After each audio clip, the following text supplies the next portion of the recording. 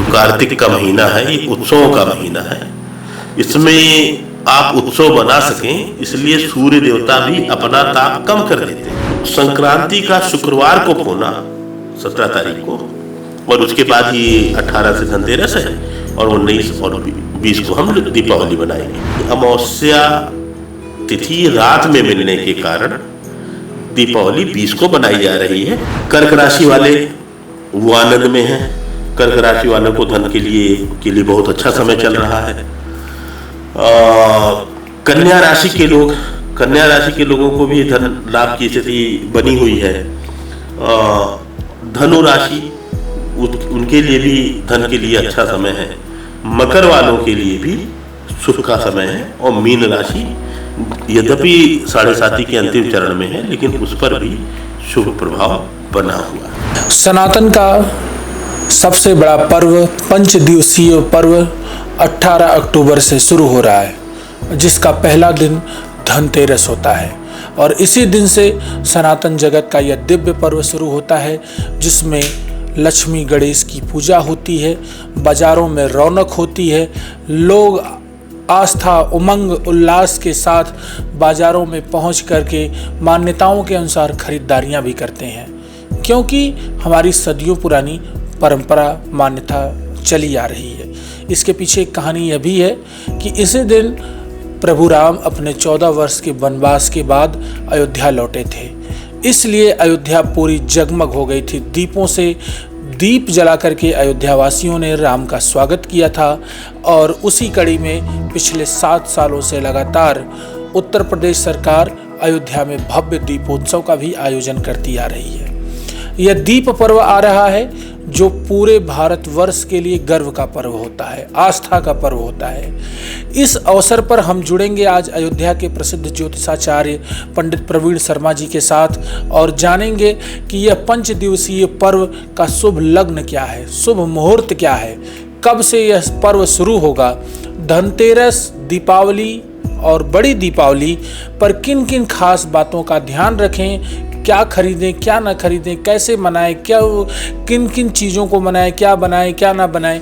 और इसके साथ ही ये 5 पर्व हमारे समाज में रहने वाले मानव की जाति की जो 12 राशि होती हैं, कन्या, सिंह, मीन, मकर, धनु, वृश्चिक, ये जो राशियां हैं जिनसे लोग जुड़े हैं, इन राशियों पर क्या परिवर्तन होगा, क्या प्रभाव होगा, इनकी दिशा और दशा क्या होगी, इस पर विस्तार से पंडित प्रवीण शर्मा जी हमारे साथ तिलक पत्रिका पर अपनी बात को रखेंगे। जी जय श्री सीताराम। आप सबको इस कार्तिक संपूर्ण मास की बधाई, क्योंकि ये पूरा महीना ही उत्सवों का है। करवा चौथ से प्रारंभ करके हम धनतेरस पे पहुंचेंगे। धनतेरस के बाद हनुमान जी की जयंती, जिसे छोटी दीपावली भी कहा जाता है, और फिर हमारा सनातन का सबसे प्रमुख पर्व दीपावली। दीपावली के फिर अगले दिन अयोध्या में अन्नकूट की परिक्रमा है, मतलब यह सनातन में अन्नकूट की परिक्रमा है, और भैया दूज का पर्व, फिर देव दीपावली। बीच में अक्षय नवमी और एकादशी को भी जो अयोध्या की परिक्रमा है उनको भी उत्सव के रूप में जोड़ा जाना चाहिए। तो कुल मिला के ये जो कार्तिक का महीना है ये उत्सवों का महीना है। इसमें आप उत्सव मना सकें इसलिए सूर्य देवता भी अपना ताप कम कर देते हैं। वो एक ऐसी राशि पर पहुंच जाते हैं जहां जो भारतवर्ष के लिए पूरे देश के वातावरण को अनुकूल कर देती है। शरद पूर्णिमा के साथ शरद ऋतु का प्रारंभ माना जाता है, यानी कि अब धीरे धीरे गर्मी कम होगी और ठंडक आएगी। तो आपके जीवन में भी इसी प्रकार चला आ रहा जो कष्ट है, जो ताप है, वो अब धीरे धीरे कम हो और आपके जीवन में भी शीतलता बढ़े। तो बहुत शुभ बात यह है कि दीपावली इस बार सोमवार को आ रही है, और सूर्य देवता जो अपनी राशि बदल रहे हैं वो शुक्रवार को बदल रहे हैं। तो संक्रांति का शुक्रवार को होना 17 तारीख को, और उसके बाद ही 18 से धनतेरस है और 19 और 20 को हम दीपावली मनाएंगे। दीपावली के बारे में भी लोगों का ये भ्रम दूर कर दूं कि अमावस्या तिथि रात में मिलने के कारण दीपावली 20 को बनाई जा रही है। हमारे यहाँ जो पंचांग है, हम किसी भी महीने को पूर्णिमा से पूर्ण करते हैं। तो जब पूर्णिमा से हम पूर्ण करते हैं तो इसका अर्थ ये है कि ये चंद्र के आधार पर चलने वाले पंचांग को हम मानते हैं। तो दिन के उत्सवों में दिन की तिथि देखी जाती है, रात के उत्सवों में रात के समय क्या तिथि देखी जाती है। तो इसमें शाम को पूजन होता है, तो शाम के समय जो तिथि चल रही है चंद्रमा के अनुसार उसको ग्रहण करना चाहिए। तो इसलिए 20 तारीख को ही बिना किसी उसके संकोच के संपूर्णता से उत्सव मनाने का निर्णय हुआ। तो शुक्रवार को संक्रांति और सोमवार को दीपावली अत्यंत शुभ है। जब इसको आप व्यक्तिगत की तुलना में आप पूरे समाज की दृष्टि में देखेंगे, पूरे विश्व की दृष्टि से देखेंगे, तो शनि देवता मीन राशि में बैठे हैं। इसका अर्थ ये लोगों के जीवन में कष्ट लाए हुए हैं। संसार के अधिकांश भागों में युद्ध की स्थिति, भुखमरी की स्थिति, तनाव की स्थिति बनी हुई है। हमारे यहाँ युद्ध प्रारंभ अभी हुआ तो विजय के साथ 3 दिन में हम संपूर्णता से ये हो गया। तो उस आप कोई सोच भी नहीं सकता कि युद्ध लंबा खींचने से उसके कितने दुष्परिणाम होते हैं। आप आनंद से जो मिल रहा है उसको अगर सच में महसूस कर सके तो वो पुण्य आपने कहाँ से प्राप्त किया। आपने रामोत्सव मनाया, राम जी का भजन किया, आपने कुंभ में अमृत स्नान किया ज़्यादातर लोगों ने, और खूब राम नाम जपा। और उस राम नाम जपने में तमाम पुण्य करना सरल नहीं है। उतनी भीड़ में जाना, सैकड़ों किलोमीटर मतलब पैदल चलना, फिर उसके बाद वहाँ उठाना, लेकिन उससे दुनिया की तुलना में आप भारत की जब स्थिति देखेंगे तो आपको लगेगा कि सन्यासी आपके यहाँ राजा हैं। और पहली बार देश, शायद भारत देश इतनी स्वतंत्रता, इतना भोजन, इतनी संपन्नता को और इतनी सुख शांति का आनंद ले रहा।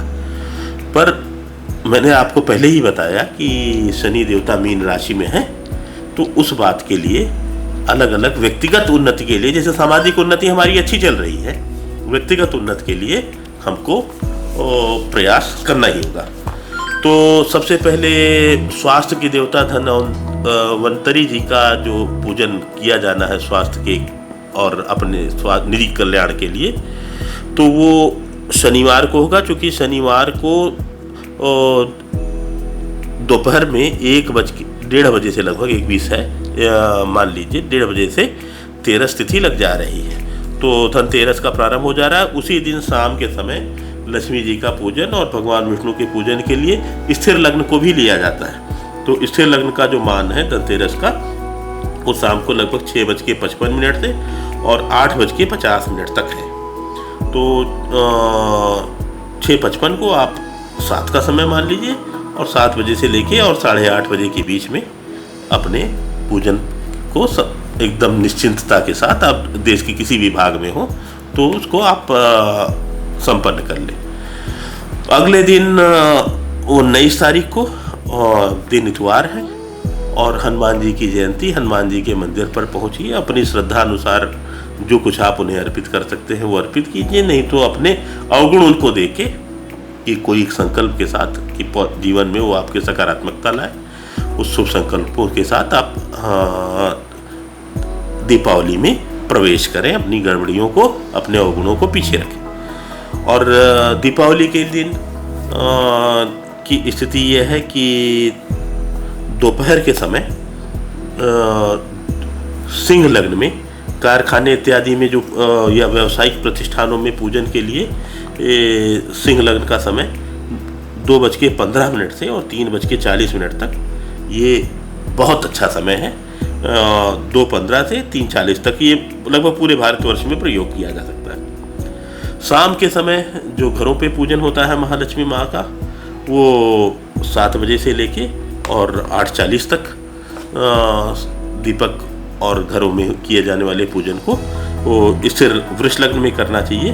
और साधक लोगों जो रात में अपनी साधना करते हैं, या साधकों के अतिरिक्त आप जिन भी मंत्रों को दीपावली की रात में जप लेंगे, उन मंत्रों पर आपका विशेषाधिकार हो जाएगा। और एक दीपक, गाय के घी का दीपक जला के पूर्व दिशा में मुख करके, पूर्व या उत्तर दिशा में मुख करके कुछ शुद्ध मंत्रों को आपको और सिंह लग्न में रात में 1:15 बजे से 1:15 से और 3:30 के बीच में जपना चाहिए। तो ये तो पूजन के समय की बात हो गई। अब बात करते हैं कि राशि अनुसार। तो राशि अनुसार 5 राशियां एकदम परम कल्याण की स्थिति में है, पूर्णतः से शुभता प्राप्त कर रही हैं, जीवन में उनके चीज़ें ठीक चल रही हैं। कर्क राशि वाले वो आनंद में हैं। कर्क राशि वालों को धन के लिए बहुत अच्छा समय चल रहा है। कन्या राशि के लोगों को भी धन लाभ की स्थिति बनी हुई है। धनु राशि उनके लिए भी धन के लिए अच्छा समय है। मकर वालों के लिए भी सुख का समय है। और मीन राशि यद्यपि 7.5 के अंतिम चरण में है, लेकिन उस पर भी शुभ प्रभाव बना हुआ है। सूर्य और शनि के बीच में खडाष्टक होने से शेष राशियां जो हैं, जिसमें मेष है, तो मेष के 12वें भाव में शनि देवता बैठे हैं और उसके 7वें भाव में सूर्य देवता का प्रवेश है। तो पारिवारिक स्थिति थोड़ी सी तनावपूर्ण हो सकती है। पत्नी के साथ सामंजस्य में कुछ उलझाव महसूस कर सकते हैं। कुछ उत्सव पे भी किया जाने वाला जो धन का खर्च है वो कहीं से बाधित दिखाई पड़ेगा और ये मानसिक पीड़ा देगा। लेकिन जब आप संपूर्ण परिस्थितियों को देखेंगे तो आपको ये लगेगा कि जितनी स्थितियां गड़बड़ हैं उसके हिसाब से जो आपको गड़बड़ परिणाम मिल रहे हैं वो थोड़े से मानसिक हैं और कम है। दूसरी राशि वृष के दृष्टि से अगर देखा जाए तो वृष लग्न के लिए भी ये जो समय है ये उतना लाभकर नहीं है, सामान्य ही है। कोई बड़े नुकसान की स्थिति नहीं दिखाई पड़ती है। लेकिन शनि देवता वक्री हैं लाभ भाव में और वहाँ के जो स्वामी हैं, राशि स्वामी, वो उच्च के उनको देख रहे हैं। तो कुछ इच्छाएं तो आपकी पूर्ण होंगी, लेकिन आपके लग्न और लग्नेश इन दोनों भावों पर शनि की दृष्टि पड़ रही है। शनि देवता वृष राशि वालों के लिए लग्न या मतलब राशि और राशि के स्वामी शुक्र दोनों पर दृष्टि पड़ रही है। इसको राशि और लग्न दोनों से समझा जा सकता है। तो शरीर में थोड़ा सा आलस्य रहेगा, उसके नाते इच्छा पूर्ण होने के बाद भी आप थोड़ा सा आनंद कम महसूस कर पाएंगे। मिथुन के लोगों के लिए स्थिति यह है कि शनि देवता 10वें भाव में बैठे, संतान स्थान पर सूर्य बुध और मंगल की स्थिति है। तो ये भी पारिवारिक झंझावात को कहीं ना कहीं से दिखाते हैं। मिथुन वालों को काम त्रिकोण की पहली लग्न है तो या पहली राशि है, तो उनको स्वास्थ्य को लेके थोड़ा सा इनको सावधानी बरतनी होगी। कर्क राशि वालों के विषय में मैं प्रारंभ में ही बता चुका हूँ। उनके लिए जो समय है ये धन प्राप्ति का है, तो इस अवसर का वो लाभ उठाएं। कर्क राशि के लोग, उनके लग्न में उच्च के बृहस्पति बैठे हुए हैं और भाग्य स्थान पर शनि वक्री हैं। तो इसका अर्थ ये हो गया कि ये जो समय की स्थिति बनी हुई है, उस बात का अगर वो लाभ उठाएंगे तो उनको धन की प्राप्ति होने के संयोग बने हुए हैं।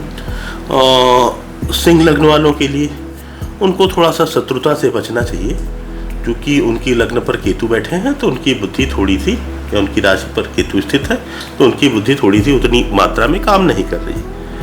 तो अनायास ही उनके जीवन में शत्रुता न प्रवेश करने पाए। किसी छोटे से मैटर को, किसी छोटी सी बात को आप प्रतिष्ठा का विषय न बनाएं। जैसे मैं आपको उदाहरण के लिए बताना चाहता हूँ कि मेरे सिंह राशि के एक शिष्य हैं, तो उनका सिर्फ इसी बात पर किसी से झगड़ा हो गया कि गली में 2 गाड़ियाँ एक साथ नहीं जा सकती थी, तो दोनों लोगों ने, ये पहले से जा रहे थे, दूसरा कोई ज़बरदस्ती लाके प्रवेश कर गया।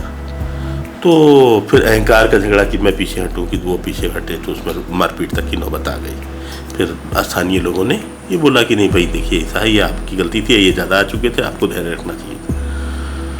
तो इस प्रकार की भी छोटी, मतलब कुल मिला के मेरे उस उदाहरण से मतलब ये नहीं कि आपके साथ यही होने जा रहा है।